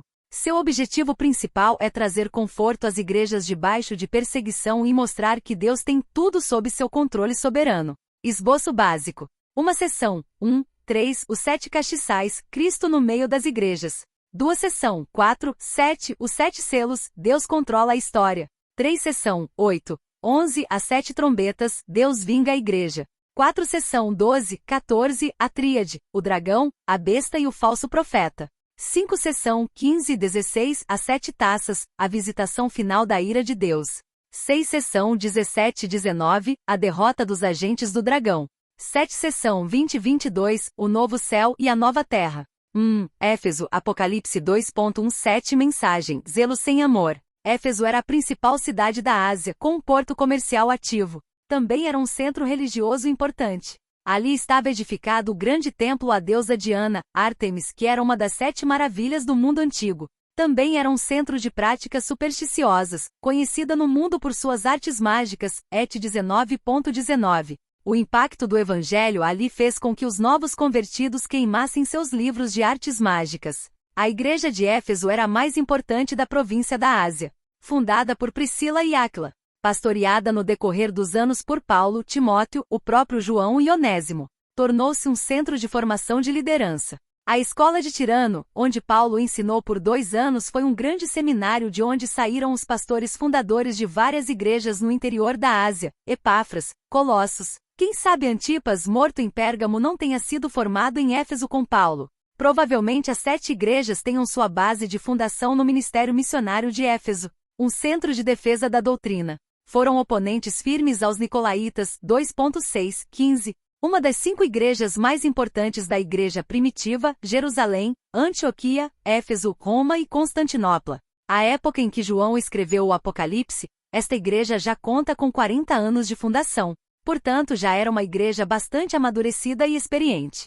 2. Esmirna, Apocalipse 2 de agosto de 11 Mensagem, a riqueza da fé. A cidade fica a 55 quilômetros ao norte de Éfeso. Tinha um próspero porto marítimo natural que competia com o de Éfeso. Esmirna era chamada de a Flor da Ásia, a Coroa da Ásia. Foi a primeira aliada de Roma na Ásia, 195 a.C. Foi a primeira cidade a instituir o culto ao imperador. Em 26 a.C.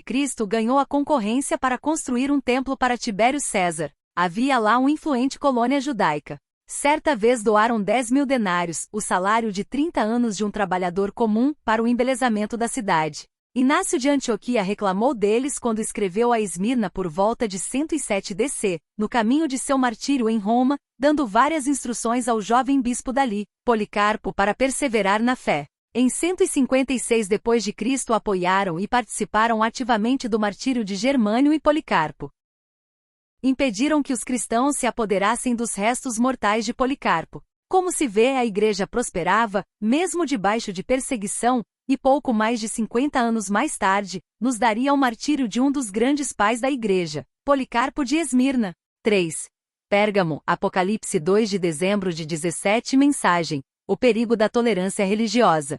Pérgamo era a capital da Ásia. Ao compararmos algumas das cidades das 7 igrejas da Ásia com a nossa realidade brasileira, podemos concluir: Éfeso, Rio de Janeiro, Esmirna, São Paulo, Pérgamo, Brasília, centro da tolerância e das negociações inegociatas. A cidade era devota a Zeus e a Atena. Também era devota a Roma. No ano de 29 a.C. construiu um templo, ao divino Augusto e à deusa Roma. Era devota também a Esculápio, Asclépio, deus da cura. Uma serpente dourada que simboliza a saúde, símbolo atual da medicina. Seus sacerdotes curandeiros eram famosos no mundo todo. O culto a Esculápio era uma mistura de medicina, curandeirismo e magia. Além disso, Pérgamo era também devota à cultura. Sua biblioteca só perdia em tamanho para a de Alexandria.